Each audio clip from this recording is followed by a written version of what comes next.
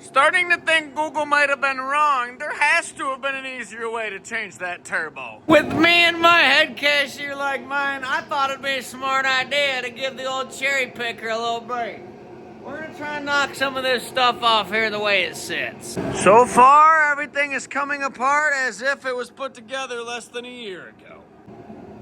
I'd be lying to you if I said it was any warmer in the backside of a buffalo's ass right now. Seeing about right? Now, what you're gonna want to do is start popping them cab bolts off and situation this sun gun so you can yeek that up a little bit. Because the manual does say you're supposed to pull the cab up or off, basically. I've done it without doing that, but I don't want to go through that hassle again. Side note, rubber boots are flammable. We're running over. Nothing important.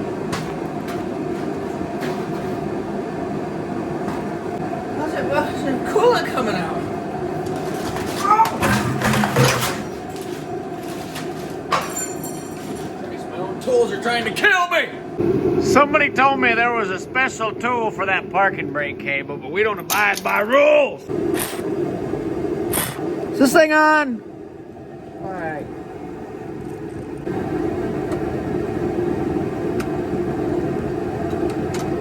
Well, I guess that vice grip was unneeded.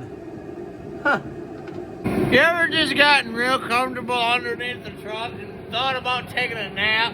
Either whoever did the alignment on this thing was drunk or pissed off at their boss, or we got a cambered out truck, because that's kind of a, you know. Scotty doesn't know that Fiona and me are taking engines out every Wednesday. All the cab bolts are out and the lift is in place. Let's see how, you know, going up with it, how smooth going up with it goes.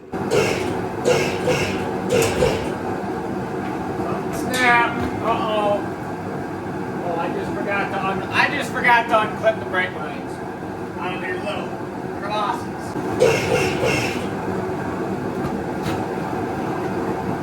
I'm not sure how much more that line has in it before it's gonna go. It only took stripping this thing down to here to figure out where my supposed head gasket coolant leak was coming from. This thing right here, there's no ring on it. I pulled it off. O-ring severed. That goes on that right there. And it would drip down the side here onto my head gasket and run right along there and make it appear as if the head gasket was dripping. It wouldn't do it all the time either. Only after, like, when you did like 4,500 RPMs, it would start. About now is when you're gonna remember that you broke the cherry picker last year trying to lift up that entire big bitch by itself. So we're gonna strip it down where it is, at least a little bit. If you look really close down in there, you will see the ghost of Christmas past, aka a 10 millimeter and a 5/16, I believe. We'll go GM Engineers 2, Brody 0 on that, because that is a terrible design. That valley? Why should you have to have a label on the bag that's clear? GM Engineers are up 3 tonight, maybe more. But out of all these bolts, they like to throw in a random, there's an Allen bolt. Luckily I found an Allen wrench for it. That's a star head bolt. And what saved the day was this little turkey right here. Pull this out and show it to you and show you. You know what? That's probably where it belongs anyways. I'd like to take a terminology pause. When you do something such as what I just did, you drop the bolt, perhaps a wet bolt, right into your dry sweep. Don't clean it off if you want that bolt to stay in there the next time you put it back together. This is rock tight. People pay money for this stuff. Got that, that's wrapped up in a used condom, got unpaid tax documents in there. All 3 of the bolts are ripped out, ready to go! I don't necessarily have a great plan for what I'm going to do with that once I get it off of there, but we'll cross that bridge when we get there. You go sit up here with your friends. Now, I swear to... Why you not come off? I forgot to unplug stuff. Imagine that. There's no reason a person's head needs to be in here. Don't worry. A 12 millimeter on an extendable shitting wrench shall save the day. Got the first busted knuckle of the job.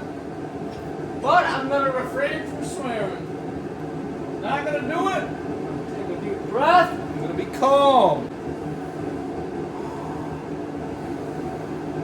Motherfucker!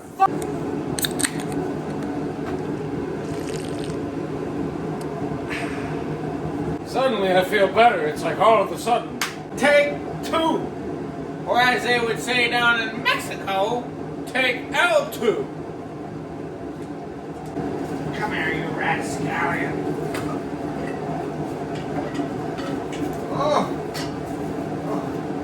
Oh, you're a big girl.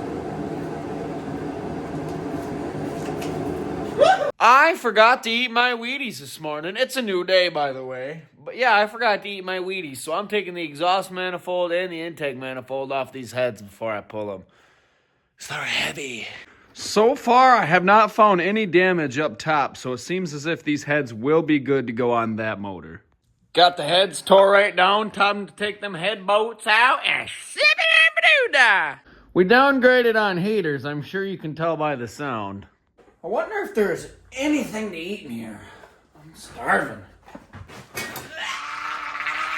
I'm struggling. Oh, my chiropractor loves me.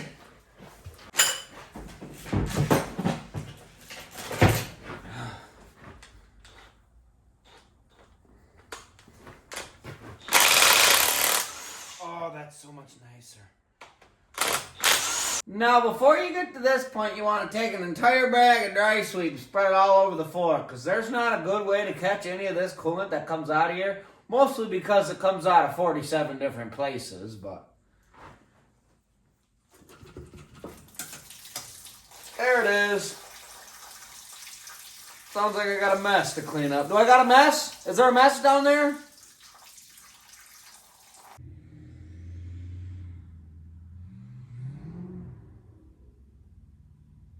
That sounded good. Anyways, let's take this hat off.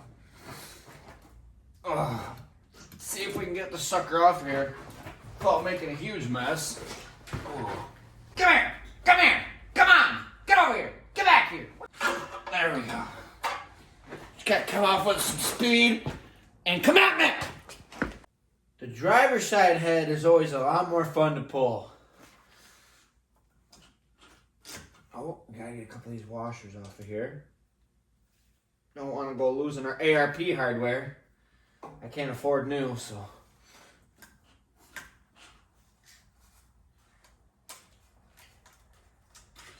Oh my goodness. We're hitting that stupid fucking heat shield! Ah! Do not let the government try and tell you you cannot have heat places. I'll have heat wherever I want! Thank you very much.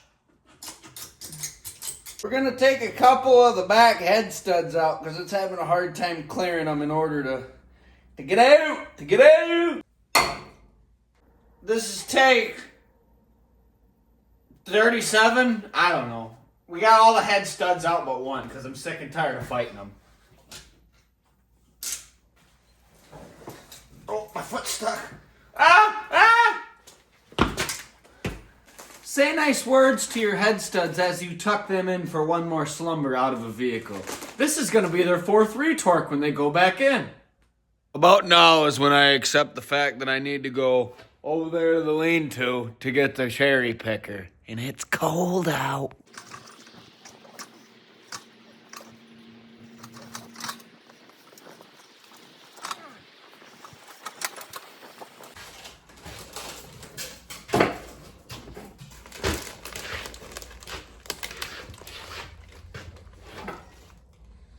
I got the cherry picker in there, bag of snacks.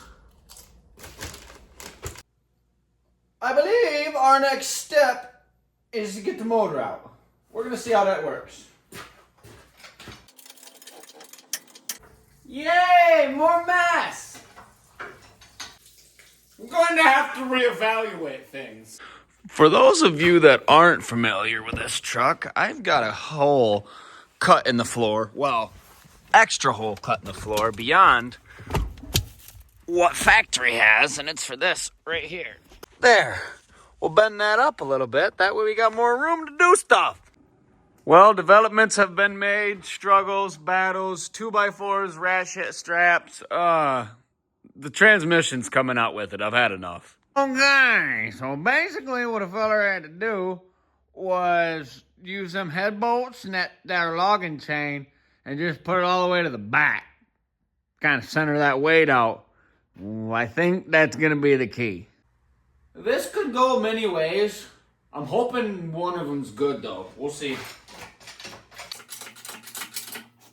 We got progress. Something's moving. Oh. I think it's kind of doing what we needed to do. Might just have to give her a little help.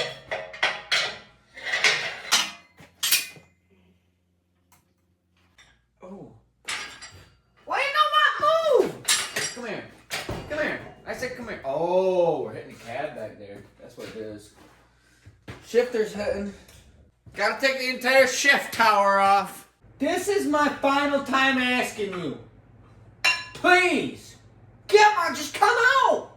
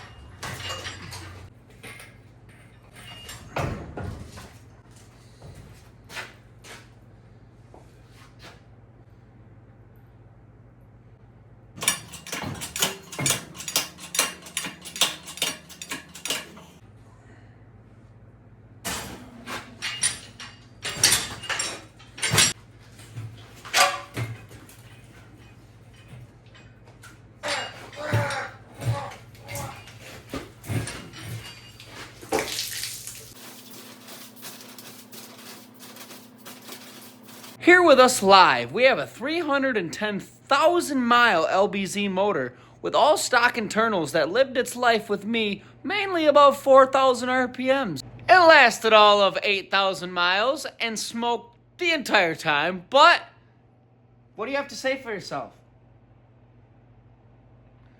There is no but. But, actually there is a but. But, it held up. You can see there's last year's damage. I'm going to put this on the ground before it breaks. See y'all next time.